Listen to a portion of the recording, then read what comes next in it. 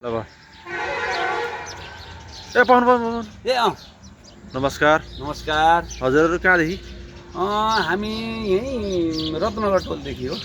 अनि यो हातमा के गयो पर्चा? अहिलेको चाहिँ देशको जल्दो बल्दो पार्टी नेकपा एमालेको प्रचार गर्न हिँडेको हामी त। अनि यस्तो विषम परिस्थितिमा हजुर यस्तो जागरुक हुनुहुन्छ? किन यहाँ के भएको छ? केही पनि भएको छैन, बाहिर हल्ला हो।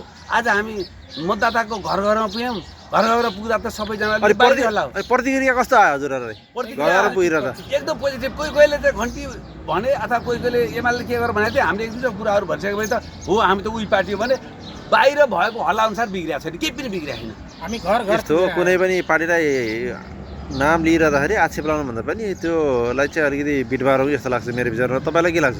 मैले हामीले कुनै पनि पार्टीलाई यहाँ देऊ यहाँ नदेऊ भन्नुभन्दा नि हामी एमालेको चुनाव प्रचार गऱ्यौँ। एमालेको घर अनि घर घरमा पुगेर हेर्दा एमालेको मत बिग्रेको रहन्छ भन्ने निष्कर्ष निकालेर आइयो हामीले।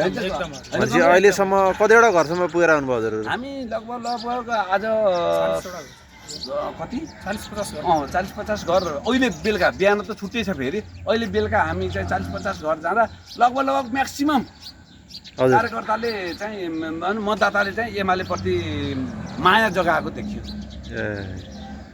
बाहिरको हल्ला चाहिँ निराधार छ। राम्रो कुरो। हजुरहरू जस्तो जागरुक हुनु पर्यो। हो, सबैले काम यसरी सबैले यसरी गरेर जितिहालिन्छ नि। हाम्रो एमालेका साथीहरुलाई मैले भन्छु भने हाम्रो जित सुनिश्चित। बाटा रोडमा धेरै हिँडेर धेरै मास देखाउनु भन्दा हामी दुईटा गयौँ, आनन्दले गफ गरेर दियौँ। सबैले यसरी भोट माग्नुहोस्, एमालेको जित पक्का छ।